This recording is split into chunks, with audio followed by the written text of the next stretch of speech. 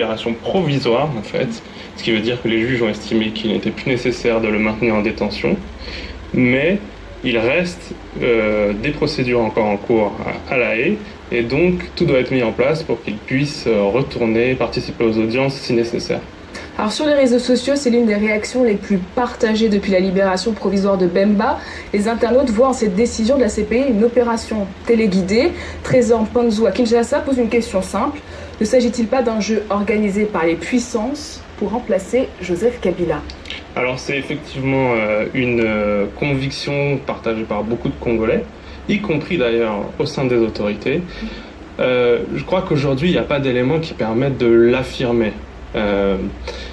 Ce qui est possible, c'est que certains États parfois tentent d'instrumentaliser la Cour pénale internationale, par exemple en essayant d'aiguiller ces enquêteurs vers certains cas.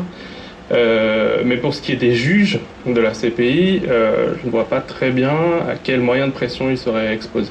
Romaric Babuko au Congo-Brazza pense que cet acquittement pèsera très lourd dans les annales de la CPI. En quoi cet acquittement entache la crédibilité de la CPI ? Alors, il y a quelque chose d'assez spectaculaire dans le cas Bemba, c'est qu'en 2016, il avait été condamné à la peine la plus lourde de l'histoire de la CPI, 18 ans de prison. Et 2 ans plus tard, il est totalement acquitté sur le même dossier, sur les mêmes faits. Donc on comprend que ça puisse susciter ce genre de réaction. Pour ce qui est des juges eux-mêmes, si on est optimiste, on peut dire qu'ils n'ont pas peur finalement de dire le droit, même si ça contredit ce qu'avaient dit d'autres juges précédemment. Pour ce qui est du bureau du procureur, donc l'institution qui est chargée d'enquêter et de ficeler les dossiers, là, pour le coup, c'est effectivement un désaveu. Est-ce que cet acquittement va créer un précédent ? C'est assez difficile à dire. Il y a encore pas mal de procès qui sont en cours, notamment celui de Laurent Gbagbo. Il peut y avoir des incidences sur ce procès ? Alors, des incidences directes, non, je ne pense pas, puisque ce sont des dossiers qui sont différents. Maintenant, cette affaire a prouvé que les dossiers montés par le bureau du procureur peuvent être très fragiles parfois. Et donc évidemment, ça redonne beaucoup d'espoir aux partisans de Laurent Gbagbo. En tout cas, les partisans de Jean-Pierre Bemba, eux, jubilent. Pour Joël Bokele Bakem Botomba, à Luanda, Bemba est le seul espoir pour faire basculer les élections en RDC. D'abord, Jean-Pierre Bemba peut-il être candidat à la prochaine élection présidentielle ? Alors, Jean-Pierre Bemba a aujourd'hui jusqu'au 8 août prochain pour déposer son dossier à la prochaine présidentielle, s'il le désire, il ne l'a pas encore annoncé. D'ici là, il doit surmonter 2 obstacles principaux. D'abord, transformer ce que je disais tout à l'heure, sa détention provisoire en détention totale et définitive, en libération totale et définitive, pardon. Ça devrait être décidé début juillet, donc ça devrait lui laisser encore un peu de temps.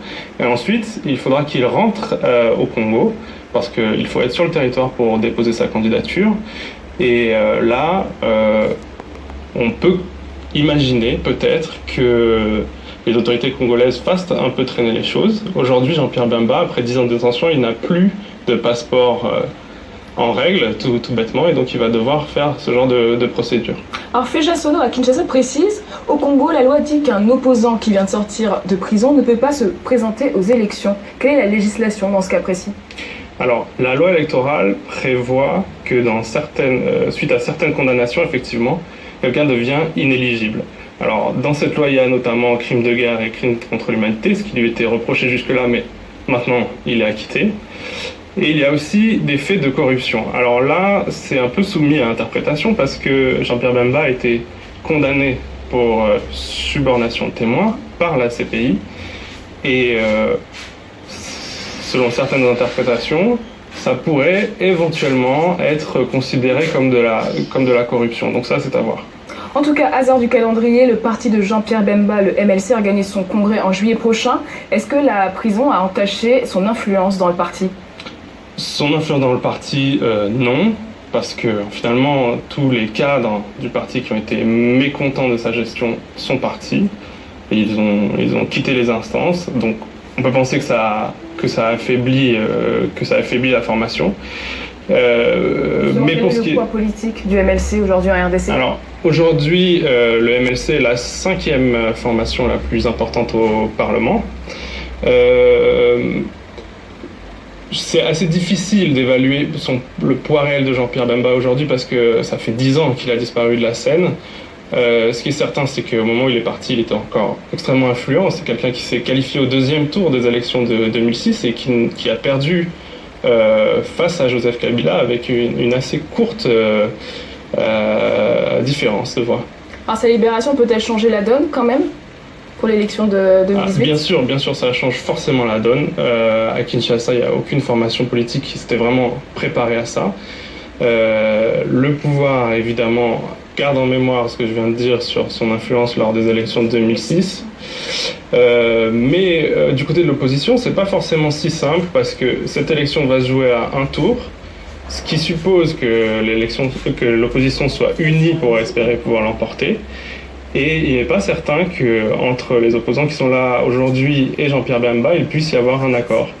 Alors beaucoup restent sceptiques sur l'avenir politique en RDC de Jean-Pierre Bemba.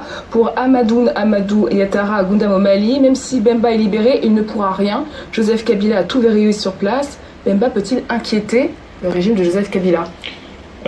Forcément, il peut inquiéter le régime de Joseph Kabila. S'il arrive à rentrer, il y a toutes les chances de penser que déjà il va être accueilli en triomphe à Kinshasa. Donc rien que ça pèsera forcément sur la suite des événements.